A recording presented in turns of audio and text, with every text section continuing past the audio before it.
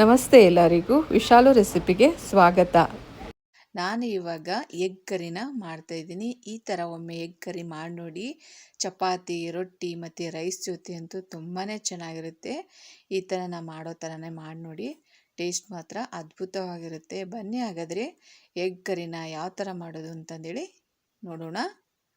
ಮೊದಲಿಗೆ ನೋಡಿ, ನಾನು ಒಂದು ಕಡೆಯಲ್ಲಿ ತೊಗೊಂಡಿದ್ದೀನಿ.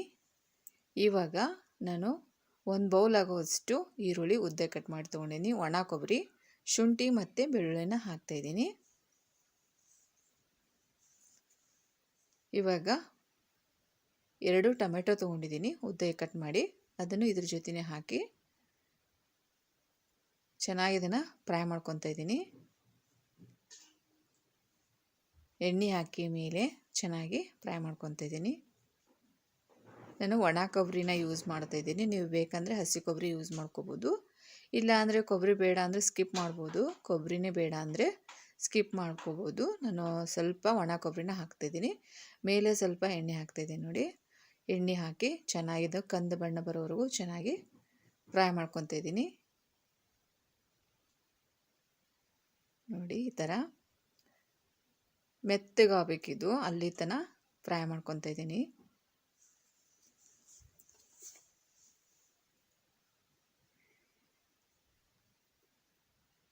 ಸ್ವಲ್ಪ ಸ್ವಲ್ಪ ಎಣ್ಣೆ ಹಾಕ್ಕೊಂಡು ಚೆನ್ನಾಗಿದು ಮೆತ್ತಗಾಗೋವರೆಗೂ, ಕಂದು ಬಣ್ಣ ಬರೋವರೆಗೂ ಚೆನ್ನಾಗಿದನ್ನು ಫ್ರೈ ಮಾಡ್ಕೋಬೇಕು. ನೋಡಿ, ಈ ಥರ ತುಂಬಾ ಚೆನ್ನಾಗಿರುತ್ತೆ. ನೀವು ಇದೇ ಥರ ಮಾಡಿ ನೋಡಿ. ಜಾಸ್ತಿ ಮಸಾಲೆ ಯೂಸ್ ಮಾಡ್ತಾಯಿಲ್ಲ ನಾನು, ಹಾಗೆ ಮಾಡ್ತಾಯಿದ್ದೀನಿ. ತುಂಬಾ ಚೆನ್ನಾಗಿರುತ್ತೆ. ಈ ಥರ ಮಾಡಿ ನೋಡಿ. ಈ ಥರ ಮಿಕ್ಸ್ ಮಾಡಿಕೊಂಡು ಚೆನ್ನಾಗಿ ಕಂದು ಬಣ್ಣ ಬರೋವರೆಗೂ ಫ್ರೈ ಮಾಡ್ಕೊತಾ ಇದ್ದೀನಿ. ನೋಡಿ, ಇವಾಗ ಎಷ್ಟು ಫ್ರೈ ಆಗಿದೆ ನೋಡಿ. ಈ ಥರ ಮೆತ್ತಗಾಗಬೇಕು, ಕಲರ್ ಚೇಂಜ್ ಆಗಬೇಕು. ಇವಾಗ ನೋಡಿ, ಒಂದು 4ರಿಂದ 5 ಬಾದಾಮು ಮತ್ತು ಗೋಡಂಬಿನ ಹಾಕ್ತಾಯಿದ್ದೀನಿ. ಅವು 4 ಬಾದಾಮು ಮತ್ತು 4ರಿಂದ 5 ಗೋಡಂಬಿನ ಹಾಕ್ತಾಯಿದ್ದೀನಿ. ಹಾಕಿ ಇದನ್ನು ಸ್ವಲ್ಪ ಜಸ್ಟ್ 2 ನಿಮಿಷ ಅಷ್ಟೇ ಮಿಕ್ಸ್ ಮಾಡ್ಕೊತಾ ಇದ್ದೀನಿ. ಇದ್ರ ಜೊತೆ ಈ ಥರ ಸ್ವಲ್ಪ ಫ್ರೈ ಮಾಡ್ಕೊಳ್ಳಿ. ಸ್ವಲ್ಪ ಕೊತ್ತಂಬರಿನ ಹಾಕ್ತಾಯಿದ್ದೀನಿ. ಕೊತ್ತಂಬರಿನ ಹಾಕಿ ಇದನ್ನು ಸಣ್ಣಗೆ ಪೇಸ್ಟ್ ಮಾಡ್ಕೋಬೇಕು. ಬೇಕಂದರೆ ಸ್ವಲ್ಪ ನೀರನ್ನು ಹಾಕಿ ಪೇಸ್ಟ್ ಮಾಡ್ಕೊಳ್ಳಿ. ಇವಾಗ ನೋಡಿ, ನಾನು ಅದೇ ಕಡೆಗೆ ಒಂದು 2ರಿಂದ 3 ಸ್ಪೂನು ಎಣ್ಣೆನ ಹಾಕಿ ತೊಗೊಂಡಿದ್ದೀನಿ. ಇವಾಗ ಕುದಿಸಿರುವಂಥ ಎಗ್ಗನ್ನು ತೊಗೊಂಡಿದ್ದೀನಿ.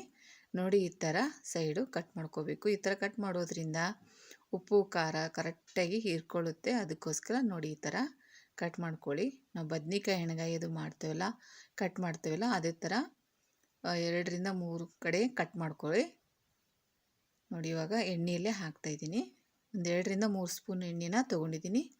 ಇವಾಗ ಕಡೆಗೆ ಕುದಿಸಿ ಕಟ್ ಮಾಡಿರುವಂಥ ಎಗ್ಗನ್ನು ಹಾಕ್ತಿದ್ದೀನಿ. ಇವಾಗ ರುಚಿಗೆ ತಕ್ಕಷ್ಟು ಉಪ್ಪು, ಅರಿಶಿನ, ಗರಂ ಮಸಾಲ, ಧನಿಯಾ ಪೌಡರ್ ಇದಿಷ್ಟನ್ನು ಹಾಕಿ ನೋಡಿ, ಈ ಥರ ಜಸ್ಟ್ ಹ್ಯಾಂಡಲ್ ಹಿಡ್ಕೊಂಡು ಈ ಥರ ಮಿಕ್ಸ್ ಮಾಡ್ಕೊತಾ ಇದ್ದೀನಿ.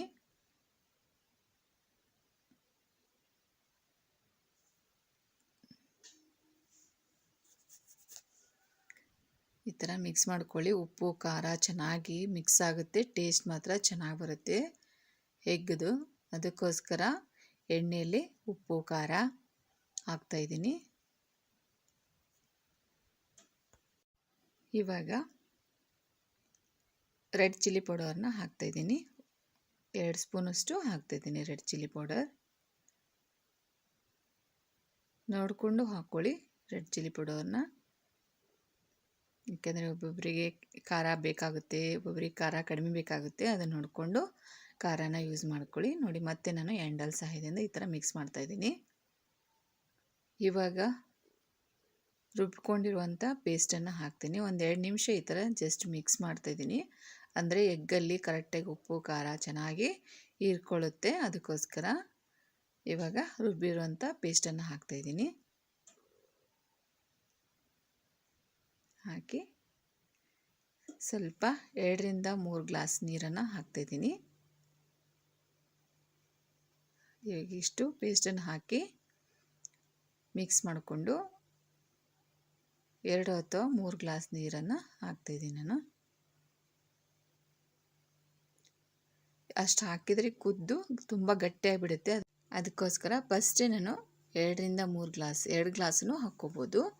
ಇವಾಗ ನೋಡಿ ನಾನು ಚಿಕ್ಕದಿದೆ ಗ್ಲಾಸು, ಆ ಗ್ಲಾಸಿಂದ ನಾನು 2 ಗ್ಲಾಸಷ್ಟು ನೀರನ್ನು ಹಾಕಿದ್ದೀನಿ. ಅಂದರೆ ರುಬ್ಬಿಕೊಂಡಿರೋವಂಥ ಜಾರಿಗೆ ನೀರನ್ನು ಹಾಕಿದ್ದೀನಿ ನೋಡಿ.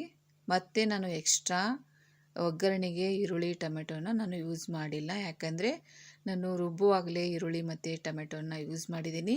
ಮತ್ತು ಇವಾಗೂ ಹಾಕಿದರೆ ತುಂಬ ಹುಳಿ ಆಗುತ್ತೆ, ಅದಕ್ಕೋಸ್ಕರ ನಾನು ಹಾಕಿಲ್ಲ. ಡೈರೆಕ್ಟಾಗಿ ಎಣ್ಣೆಲಿ ಎಗ್ಗನ್ನು ಹಾಕಿ ಮಾಡ್ತಾಯಿದ್ದೀನಿ. ಇದೇ ಥರ ಒಮ್ಮೆ ನೀವು ಮಾಡಿ ನೋಡಿ, ತುಂಬಾ ಚೆನ್ನಾಗಿರುತ್ತೆ ನೋಡಿ. ಇದನ್ನು ಒಂದು 5 ನಿಮಿಷ ಚೆನ್ನಾಗಿ ಕುದಿಸ್ಕೋಬೇಕು, ಯಾಕಂದರೆ ಮಸಾಲೆ ಚೆನ್ನಾಗಿ ಅದು ಕುದ್ರೇ ಟೇಸ್ಟು ಚೆನ್ನಾಗಿ ಬರುತ್ತೆ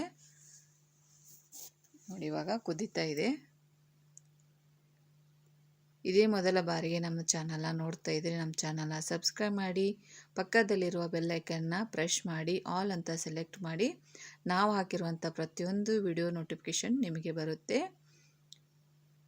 ಇವಾಗ ನೋಡಿ ಟೇಸ್ಟಿಯಾಗಿರುವಂತಹ ಎಗ್ ಕರಿ ರೆಡಿಯಾಗಿದೆ. ಇದು ಚಪಾತಿ ಮತ್ತು ರೊಟ್ಟಿ ಪರೋಟಕ್ಕಂತೂ ತುಂಬಾ ಚೆನ್ನಾಗಿರುತ್ತೆ. ಇವಾಗ ಕೊತ್ತಂಬರಿನ ಹಾಕ್ತಾಯಿದ್ದೀನಿ ಮೇಲೆ.